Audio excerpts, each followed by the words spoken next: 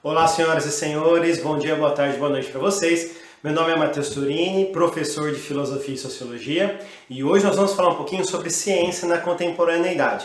Vamos lá então? Pessoal, é o seguinte, nós falamos nas últimas aulas, passamos um pouquinho sobre essa relação de epistemologia, falamos um pouquinho sobre a questão da revolução científica, falamos um pouquinho sobre a questão do racionalismo, do empirismo, passamos pelo criticismo kantiano, e agora a gente chegou na ciência e na contemporaneidade, ou seja, toda essa discussão que se fez sobre a epistemologia, sobre a ciência e tudo mais, essa discussão, ela acaba interferindo negativamente, positivamente? Como é que vai se dar essa relação do racionalismo, do empirismo, hoje, na hora de se fazer ciências? Vocês estão se preparando para entrar na universidade, então logo daqui a pouco vocês vão estar envolvidos com um projeto de pesquisas.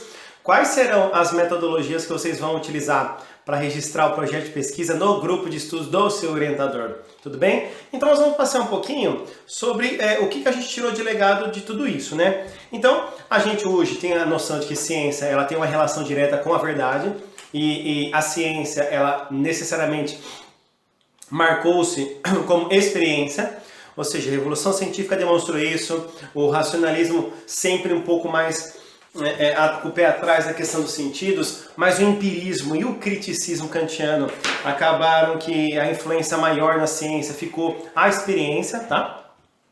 Só que a ciência ser sinônimo de experiência foi também a crítica que, por exemplo, David Hume vai dizer. Então o Hume vê lá problemas na indução, problemas na causalidade, na questão de sempre generalizar. A hora que você generaliza, você perde, de alguma forma, o contato com a realidade mais imediata que você estava lidando.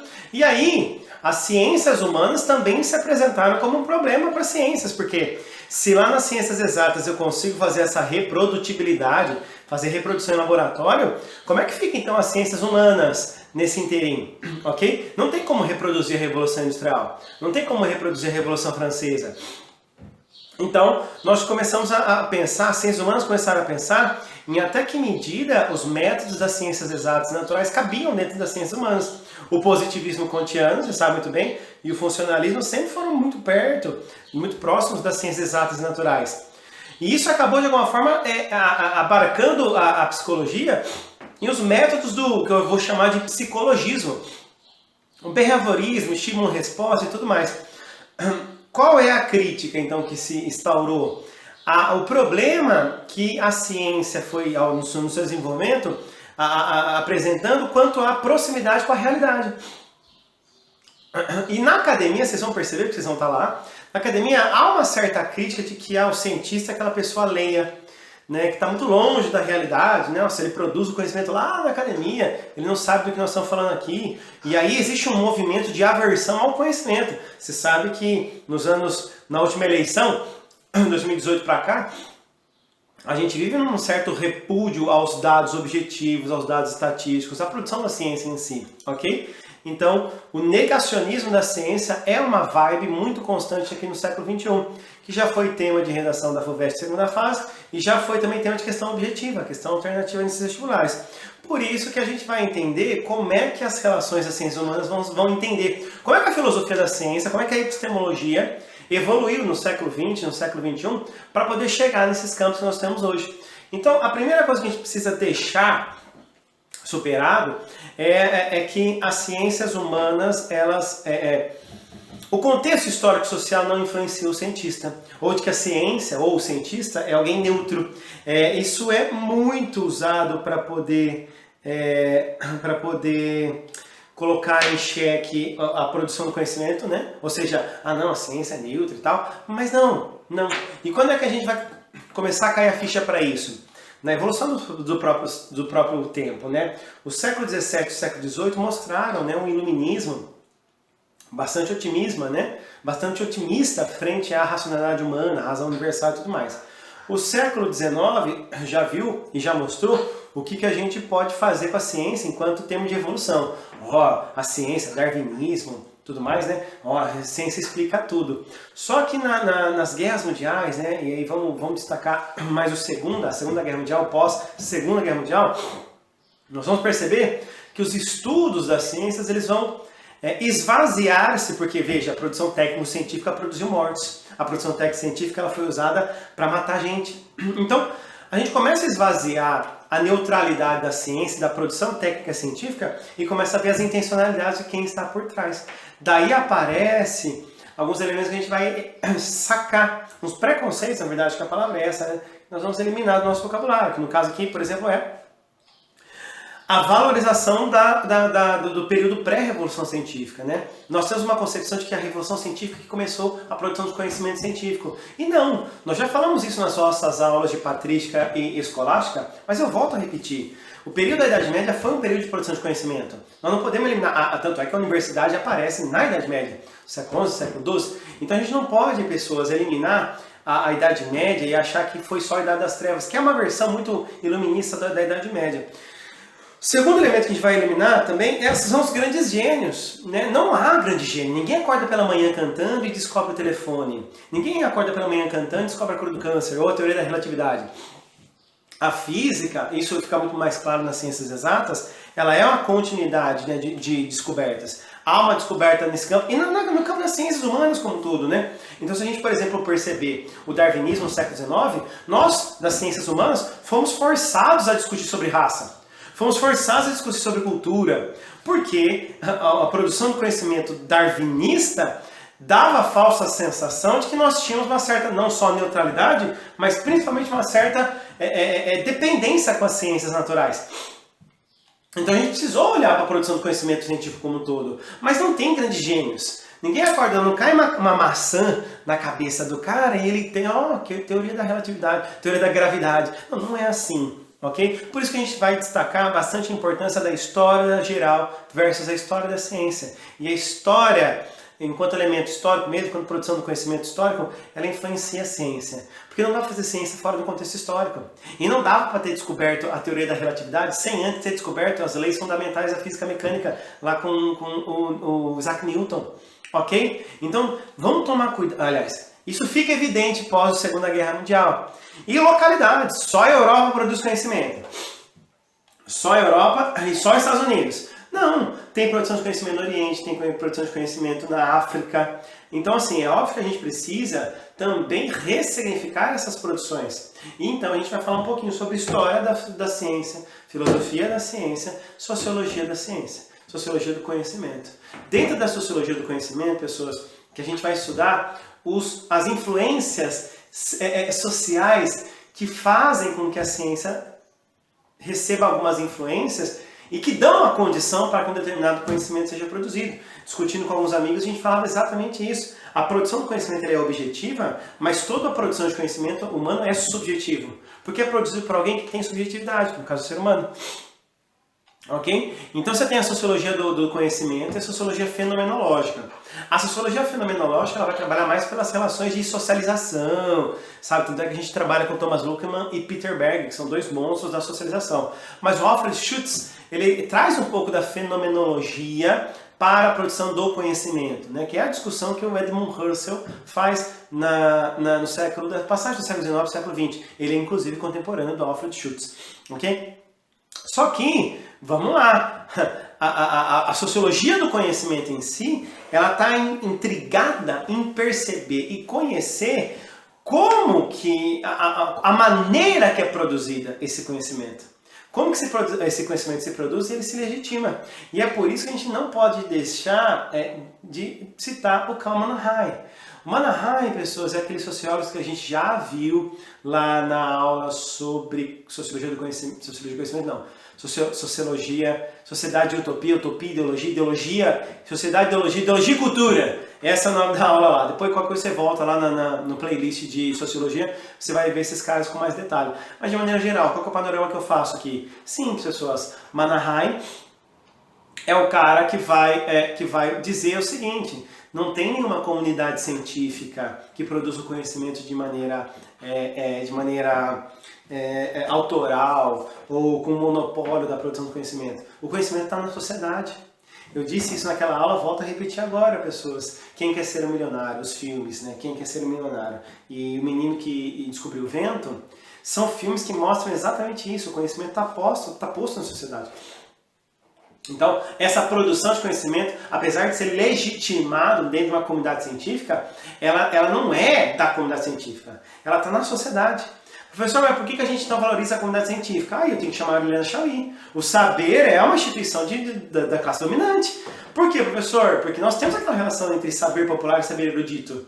Ou seja, o saber erudito é aquilo que a classe dominante entende como valorativo. É o que vai parar na apostila da escola privada. Mas o saber popular, esse não. O saber popular, ele é inferior. O saber popular é mito, o saber popular é lenda, história, papapá. O que nós temos então diante da Marilena Chaui, diante dessa problemática? Que a relação de construção do conhecimento é de quem legitima é uma classe dominante. Volta nessa aula e vê de novo ai meu Deus do céu, Pablo Vittar sendo tocado no violão, no violino e no piano. Você vai perceber uma relação de forma e conteúdo, uma relação que legitimado por uma determinada classe, um determinado instrumento é considerado erudito e outros populares, e logo o popular é inferior e o erudito logo é superior. Por isso, pequenos, que chamando o Pierre Bourdieu para discutir esse momento, a ciência ela apresenta essa relação de poder. E o Pierre Bourdieu, com aquela noção de campo social científico, tem a sua linguagem. No campo social científico, pessoas, a legitimação é dada por aqueles que jogam o jogo da linguagem, né, da ciência. E quem que legitima, né? Quem é que legitima? Posso fazer uma publicação no WhatsApp? Nada impede de um conhecimento ser sistematizado, ser divulgado pelo WhatsApp. E essa proliferação do conhecimento a nível midiático. Mas a questão é que você tem um certo modus operandi, é o que o Pierre Bourdieu chama de hábitos. Você tem hábitos próprios do cientista. Você vai num grupo de estudo, você vai numa disciplina de doutorado, você vai perceber que existe um nível ali, e a reprodução desses níveis é o que alimenta aquele campo social. E aí a gente vai fazer uma crítica que tem que ser bastante pertinente quanto à produção desse conhecimento. Hoje, no Brasil e no mundo, né, a gente limita-se a produção do conhecimento a paper. O que é paper? Artigo científico. Você já escreveu um artigo científico? Ah, não, você leu algum artigo científico? Não, mas se você quiser disputar ter alguma voz no campo científico, você tem que publicar artigo científico. E para publicar artigo científico, você tem que ir numa revista que tem um Qualis, homologado pela CAPES, que está dentro do MEX. Você percebeu as sobreletrinhas aqui? Ou seja, só que aí que tá. Quer dizer então que quando eu publico um conhecimento numa revista, quer dizer que então minha revista, meu conhecimento, agora ele está legitimado? Não. Porque agora tem a ver com uma relação de citação. Quem é que te cita? Segundo Turing, em 2020, quem é que vai me citar? E aí, você sabe o que acontece?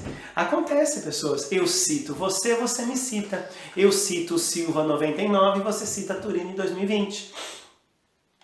E aí a gente fica vomitando, comendo e vomitando aquilo que nós mesmos produzimos. E é legitimado, porque esse é o jogo do campo científico.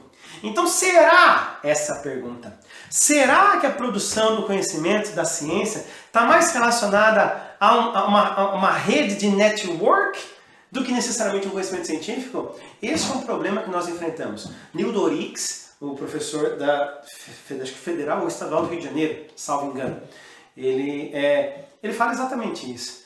A gente acha que publicar paper é a produção do conhecimento, quando na verdade a produção do conhecimento não se limita a paper. Mas se você não passa pelo paper, você não tem a legitimidade daquilo que você fala. Então, assim, eu falo uma coisa, 2 e 2 são 4. Não, mas isso aí está escrito aonde? Normas ABNT, referência bibliográfica. E aí, os autores que você escolhe para citar são esses autores que vão subir na linha, né, da CAPES, para poder, olha só, estão citando bastante o Turing em 2020. Então, esse modus operandi fazer é o que está posto nas relações, por isso que esse slide agora, nesse exato momento, fala exatamente disso, a ciência e as relações de poder. Como é que a gente faz isso? Por isso, pequenos, que na maioria das vezes a gente vai se reduzir, ou eu vou me limitar, essa é a verdade, a trazer para vocês aquilo que mais legitima-se, não só nas revistas científicas, mas nos campos de pesquisa científica, como ganhou uma certa legitimidade nesse campo científico, que os filósofos da ciência, né? Karl Popper e o Thomas Kuhn, ok? O Popper, pessoas, é engenheiro, físico, se não me engano, acho que ele é físico, e ele veio para a área da filosofia, o Kuhn também. Geralmente os historiadores, os filósofos da ciência são filósofos da área dura, que vêm depois para a filosofia, são pensadores das áreas duras, da física, da química, da biologia, e aí eles vêm para a filosofia para poder ver como é que se discute essa relação do conhecimento. O que é que Popper coloca? Popper então lê, óbvio, Hume, Kant, racionalistas e toda essa discussão que é obrigatória você fazer no campo da filosofia da ciência. Mas o Popper chega a uma seguinte constatação. Toda teoria científica ela é conjectural, ela é provisória.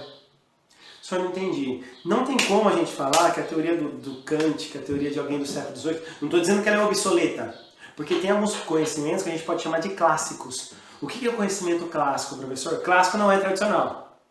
Tradicional, ele fica obsoleto. O clássico, o seu vestido preto básico, ele é clássico.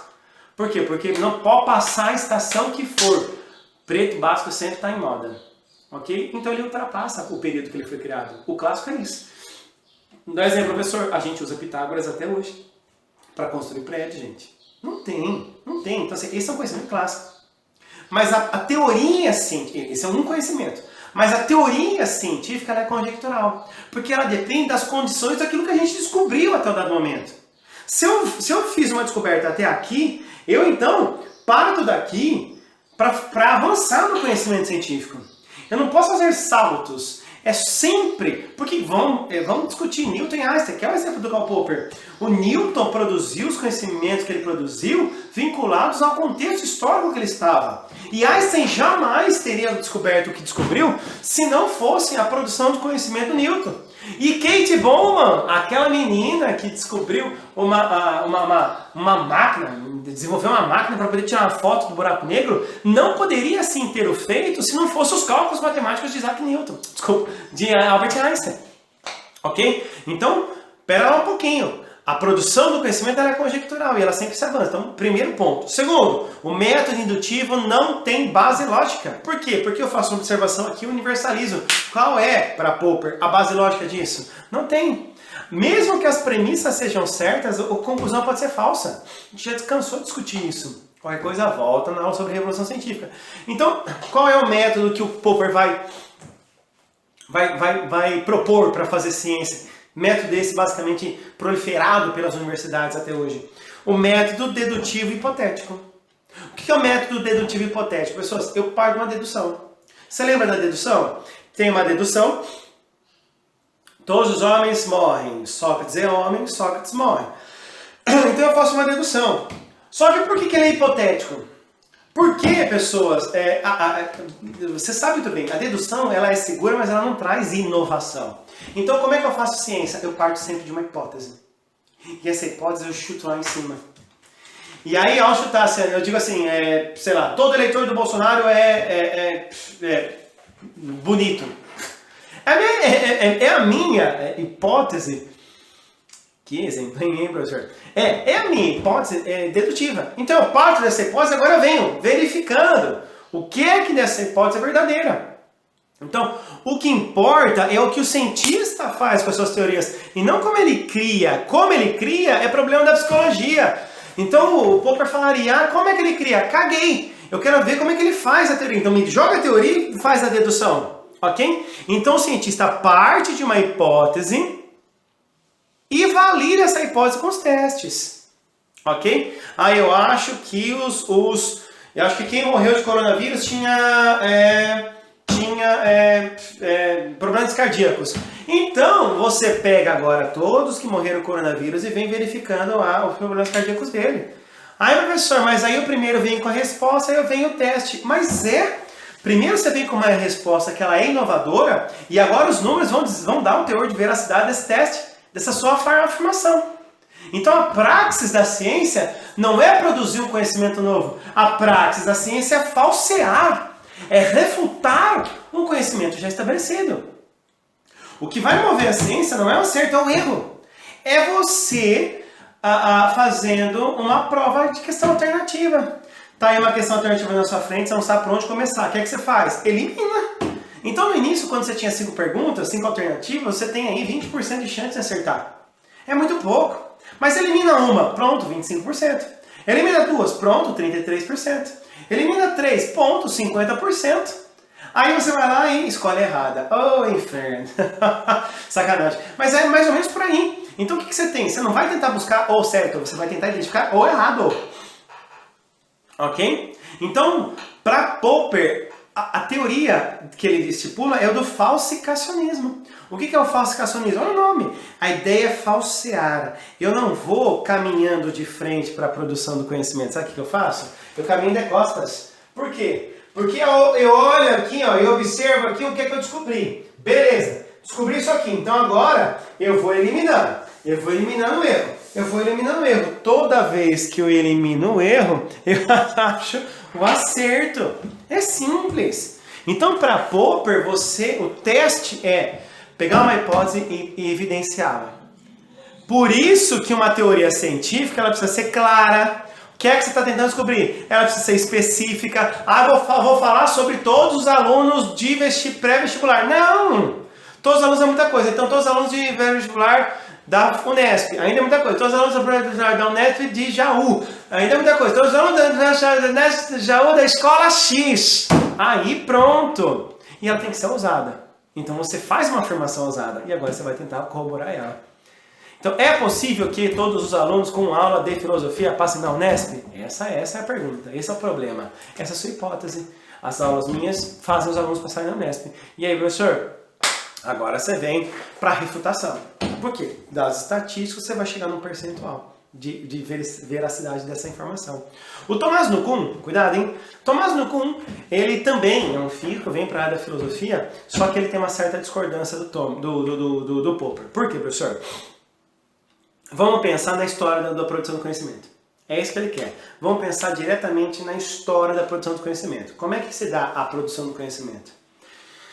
Em dado momento da história, você tem um período de pré-ciência, que é o que eles chamam de pré-ciência. O que é o pré-ciência, professor? A pré-ciência, ela vem antes da ciência. Oh, meu Deus. Só que não tem, é isso que o Tomás Nukun vai dizer, não tem ciência se não tiver paradigma. Professor, o que é um paradigma? Uma visão de mundo. Ok? Então, no período de pré-ciência não tem paradigma, está tudo muito solto, papapá, até que se encontra um paradigma. Desse paradigma, dessa visão de mundo, você cria uma ciência chamada ciência normal. O senhor dá um exemplo. A Terra é plana. A Terra é plana? Ah, e a Terra é plana. Esse é um paradigma. Então toda a produção do conhecimento que vem tomando como pressuposto a plenitude da Terra. Muito bem. No decorrer da história, aparecem anomalias. O que é uma anomalia? Uma teoria com base no paradigma propõe uma explicação da realidade, mas ela não consegue explicar. Ok? Então como é que eu explico, por exemplo, um navio que parece que sobe no horizonte ou que cai? Como é que eu explico, por exemplo, um navio que vem do horizonte e parece que ele sobe? Como é que eu explico o nível do mar, projeção de sombra e tantos elementos que a gente pode falar? Anomalias. O paradigma não consegue explicar. Então o que acontece? Tem um momento de crise. Essa crise bota em xeque os dogmas científicos que aquele paradigma tinha estruturado. Então aquela ciência normal entra em crise. Aí vem a Revolução Científica. A Revolução Científica ela cria uma ciência extraordinária. Ou seja, está todo mundo chutando para tentar achar a resposta. Até que a gente encontra um novo paradigma. Com um novo paradigma, Terra redonda. Agora a gente tem uma nova ciência normal. Rasga tudo que aquele paradigma tinha dito. E agora você tem dentro desse paradigma uma nova ciência normal. Ok? O geocentrismo para o heliocentrismo é a maior explicação do que o Thomas Kuhn está querendo dizer. Tudo bem? Sussa até aqui? Só que aí que está a grande questão, pessoas. O desenvolvimento científico não se dá de modo linear, de modo cumulativo, de modo progressista. Por quê, professor? Porque a todo momento a gente está rompendo paradigmas. Você sabe que nas ciências exatas e naturais isso é mais contínuo. Então vem Lamarck, depois vem Darwin, depois vem não sei quem. Ah, vem o modelo atômico do Demócrito, depois de Rutherford, Bohr. Nas ciências exatas e naturais parece que tem uma certa continuidade, mas nas ciências humanas, o que abre de teorias, por isso que para Kuhn ciências humanas não é ciência. Dá na cara deles, vai ver. Por quê, professor? Eu posso explicar a realidade pela psicanálise. Eu posso explicar a realidade pelo materialismo histórico-dialético. Eu posso explicar a realidade pela método compreensível do Weber. Eu posso explicar a realidade pela... Vamos na campo da psicologia? Você que vai tentar psicologia? Minha nossa! Vai ser comportamental cognitivista, behaviorista, fenomenológico, psicanálise, existencialista? E aí, qual que você vai escolher? Desses 5 que eu falei, pessoas, os 5 tratam depressão. A pergunta é como? Por paradigmas diferentes. Por paradigmas diferentes. Então, Kuhn acredita que existe uma certa tradição intelectual que acaba rompendo com Popper. Por quê? Porque Popper apresenta uma certa refutabilidade. Então eu preciso refutar o conhecimento anterior para poder avançar. E o Kuhn acha que não.